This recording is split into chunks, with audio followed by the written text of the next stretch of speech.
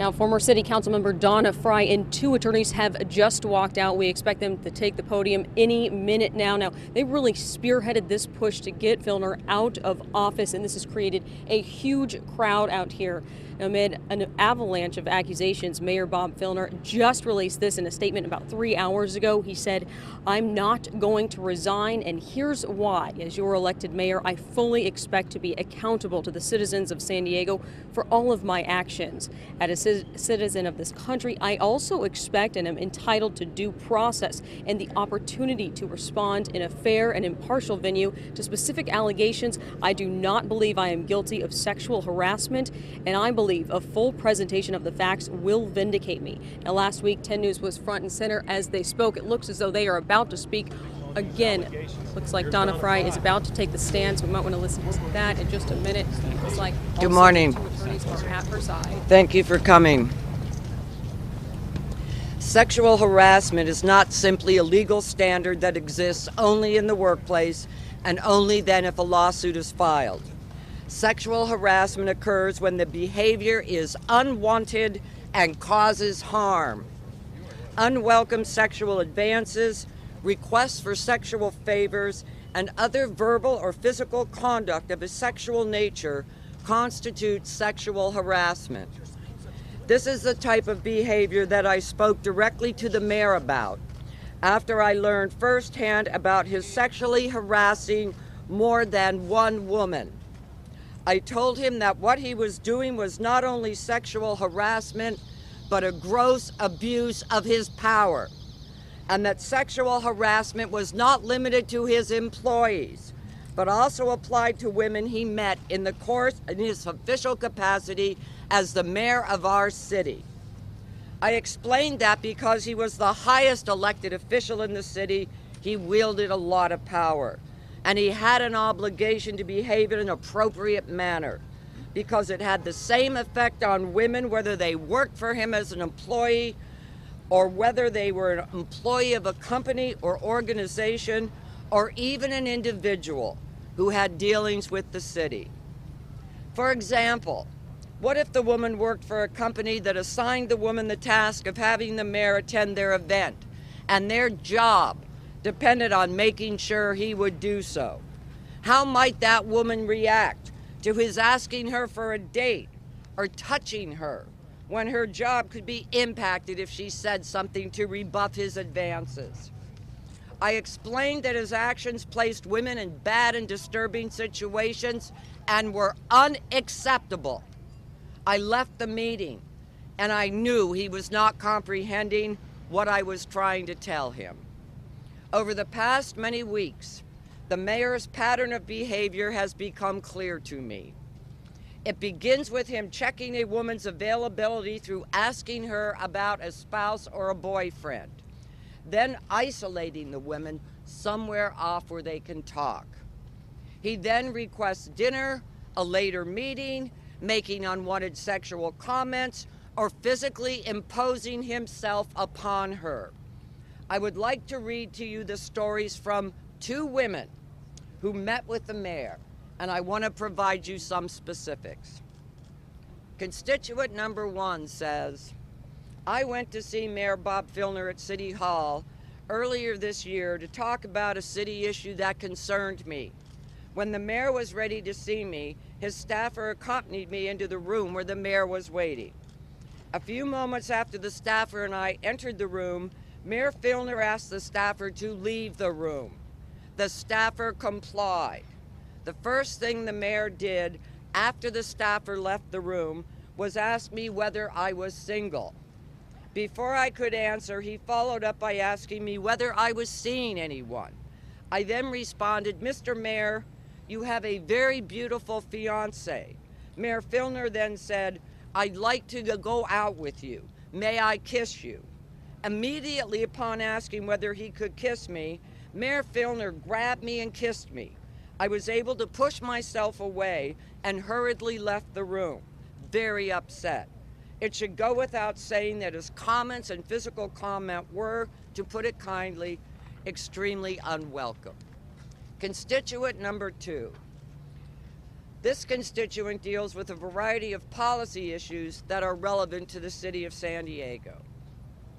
Upon first meeting Bob Filner, he was cordial and seemed interested in her conversation, which took place following a debate.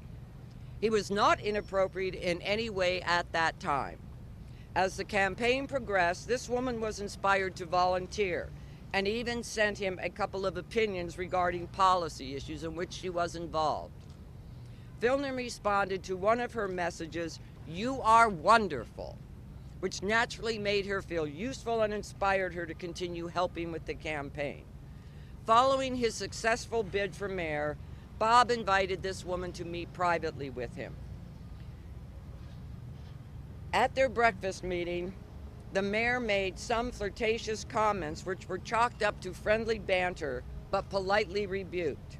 The policy issues were the focus of discussion, and it seemed to her that the mayor genuinely valued her perspectives.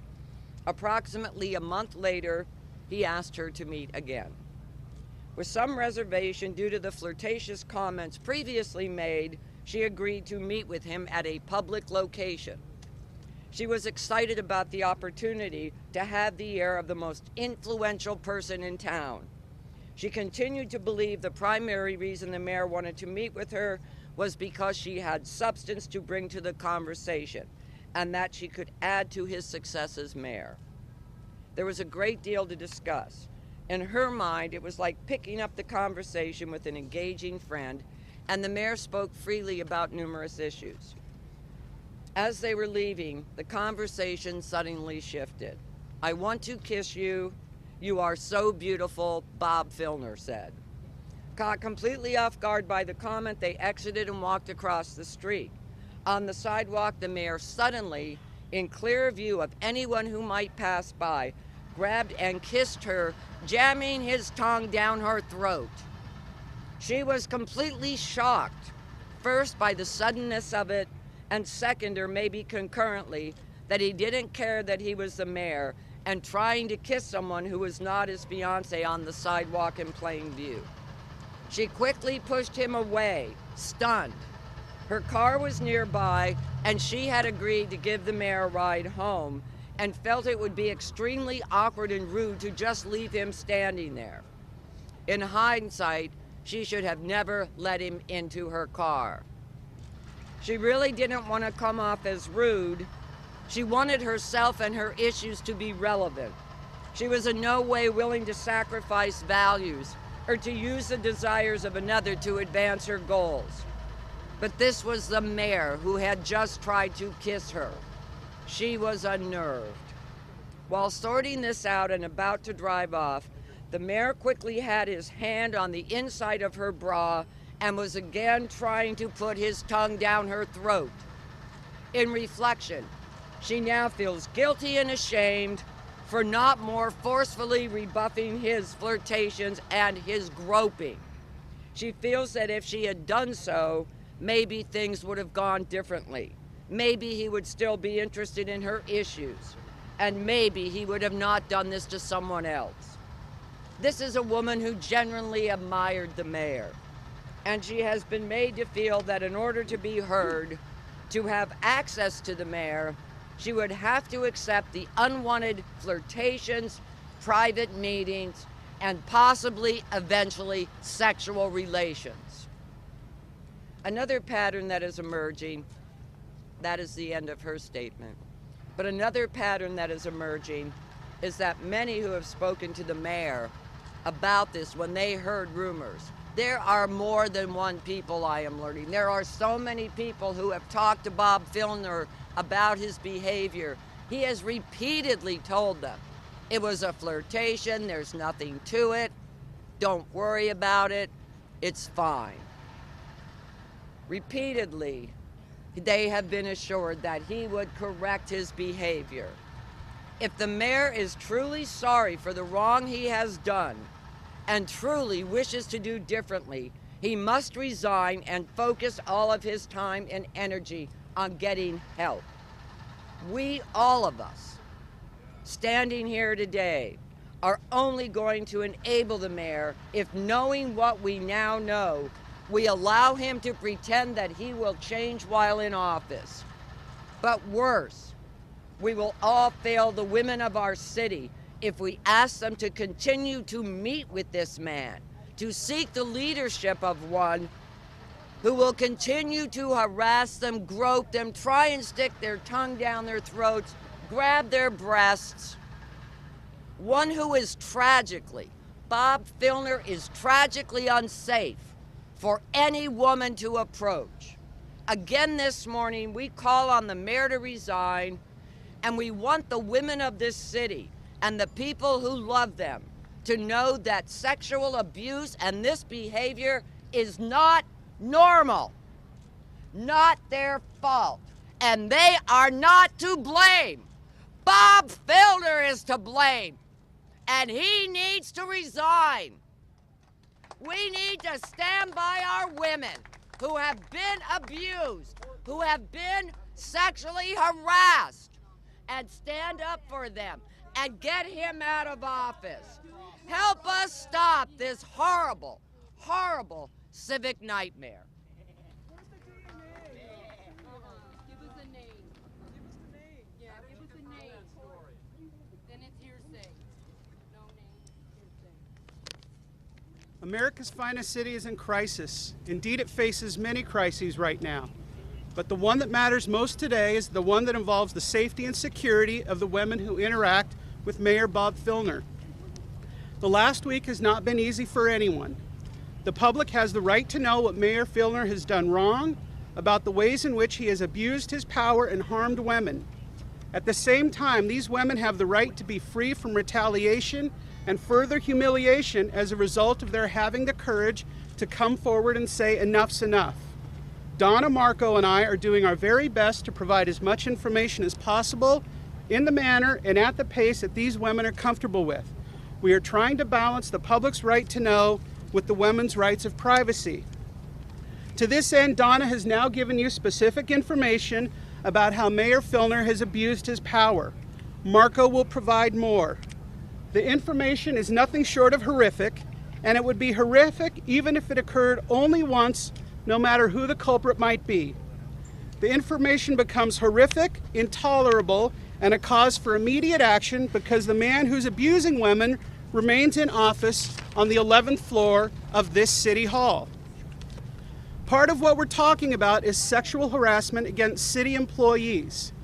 Sexual harassment is illegal in California, and it includes the following. These are merely examples: unwanted sexual advances, offering employment benefits in exchange for sexual favors, actual or threatened retaliation, leering, making sexual gestures, or displaying sexually suggestive objects, pictures, cartoons, or posters, making or using derogatory comments, epithets, slurs, or jokes, sexual comments including graphic comments about an individual's body, sexually degrading words used to describe an individual, or suggestive or obscene letters, notes, or invitations, and physical touching or assault, as well as impeding or blocking movements.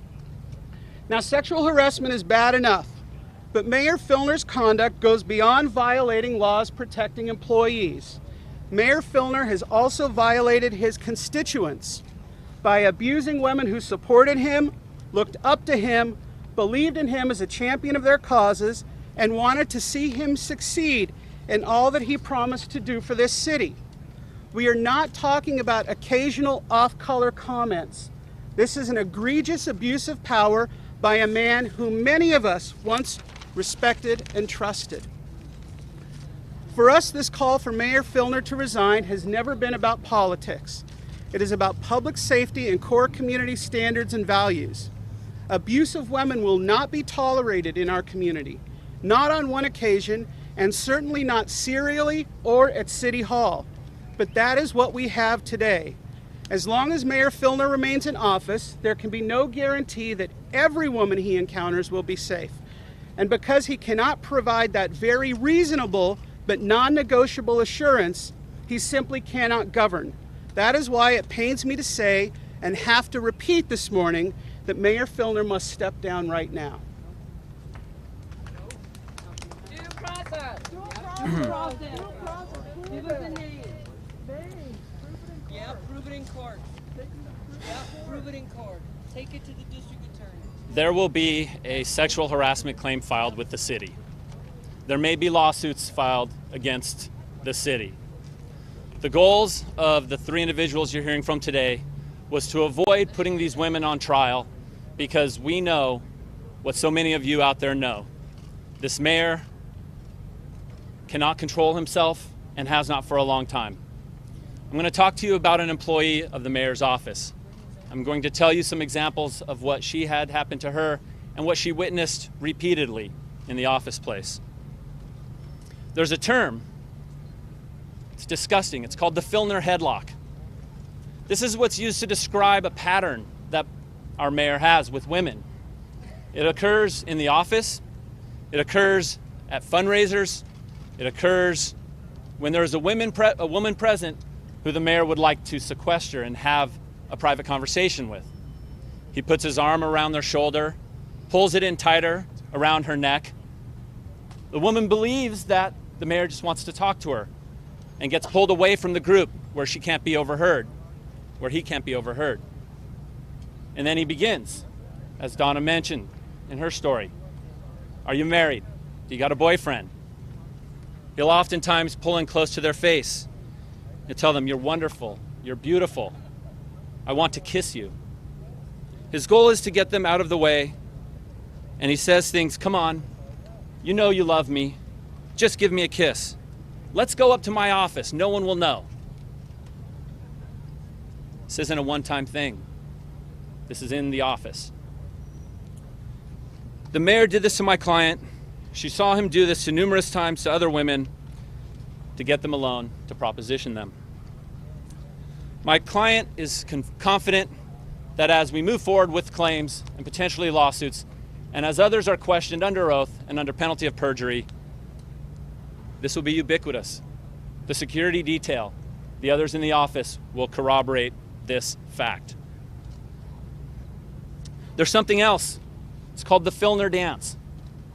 For whatever reason, the mayor feels that it is within his prerogative to ask women to kiss him, and if he feels even the slightest hesitation in pulling back, he will force a kiss on them. At that point, the Filner dance is when a woman, faced with the mayor, close to her face, not wanting to be kissed, tries to evade, and oftentimes the mayor lands a kiss on her cheek. In the mayor's office, there are women who call him a dirty old man, who push him away. But this is their job. This is their boss. They're scared.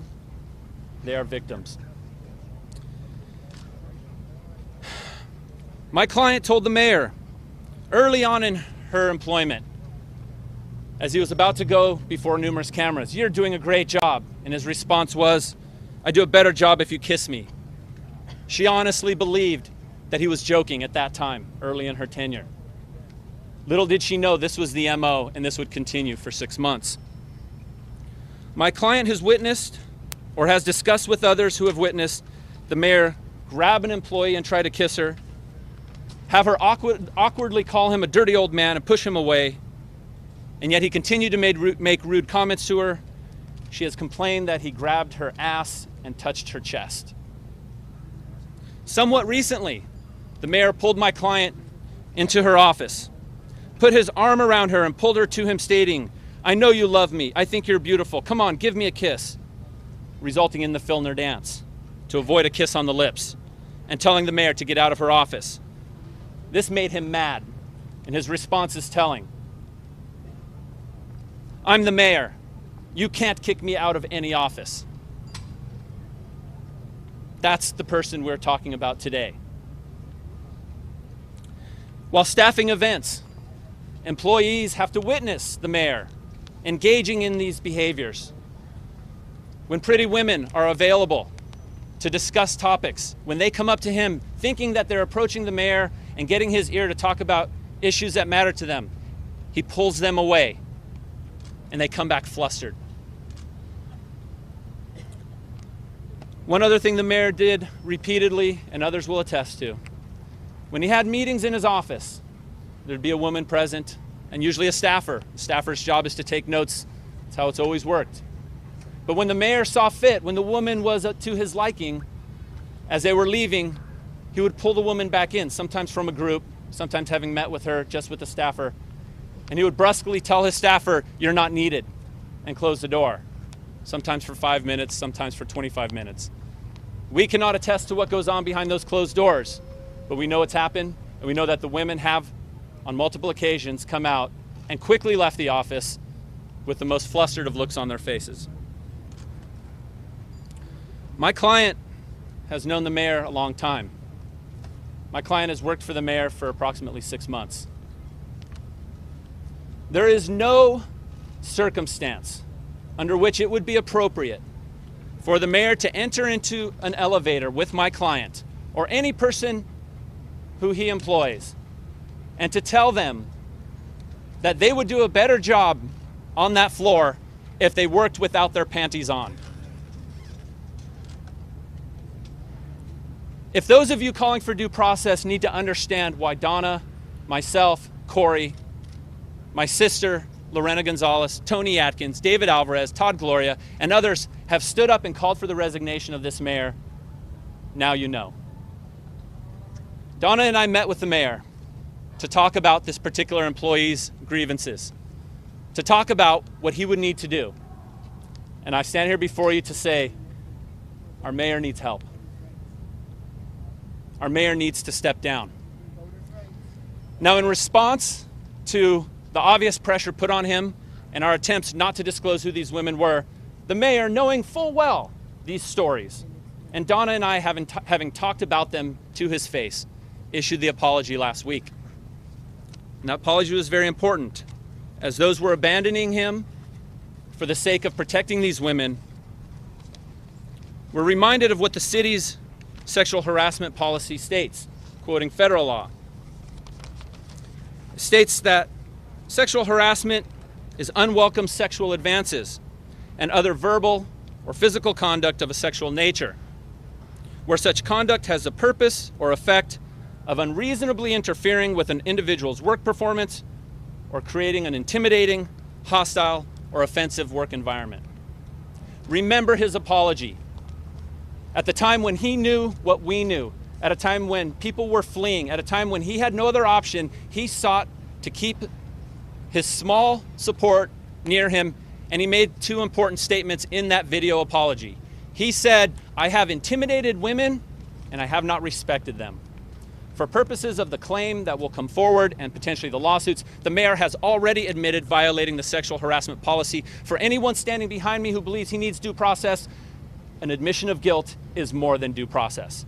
And perhaps because he didn't have counsel at the time, but for whatever reason, those were the words that came out of his mouth. Those are the words that we know to be true. He has sexually harassed women. He has admitted to it. He has not respected women, and he does not deserve to be the mayor of this city any longer.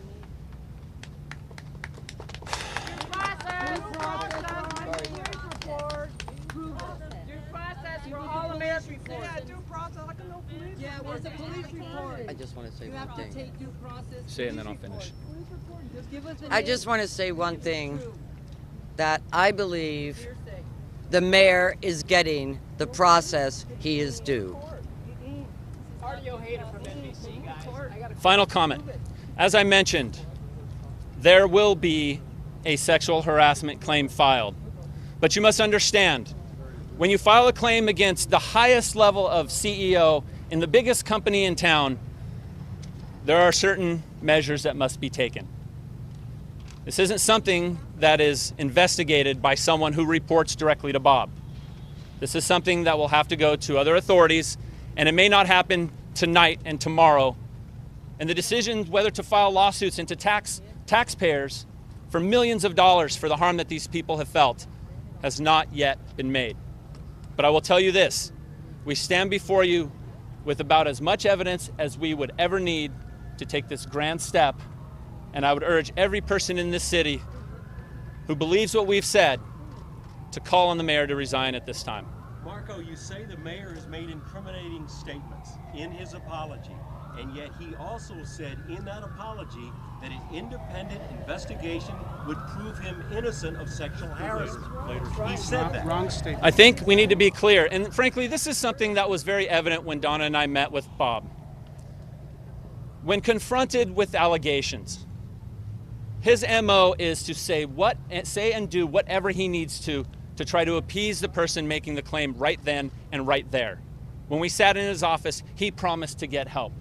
He promised that he didn't understand that what he had done was wrong. And yet he admitted that he did it. And in one statement on one day, he says, "I apologize for treating women without respect. I apologize for intimidating them." And the very next day, he says, "I'm innocent. What does that tell you?" You've said that sexual harassment is illegal in California. So do you, I mean, these are serious accusations. So do you see them as possible crimes? And if so, why haven't you gone to police? That's right. Due process. As I said, the goal of myself, Donna, and Corey was to not have to go there. And as I mentioned at our last, our goal was to not have to go there. And it was our goal when we stood before you on Wednesday, but we told you the mayor would write the next chapter. And when the mayor issued his statement on Friday, after admitting to guilt and he then claimed innocence, he wrote the next chapter, and this is it. And I will tell you right here standing before you, this is part of the next chapter. Regardless of what the mayor does from here on out, short of resigning, we will do what we need to do, whether it is criminal, civil, or administrative, to ensure that this gets resolved. Marty, excuse me just one second. I'd like to explain something to your question. The thing is, the decisions on how these issues are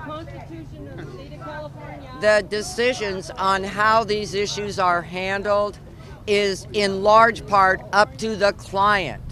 We have Marco and Corey are attorneys, but there has to be the agreement of the woman, of their clients to move forward. These things take time. So please understand that. The client is the one who directs the action of the attorneys. Okay, so how much time did you get from the mayor to come out today and says he will not resign?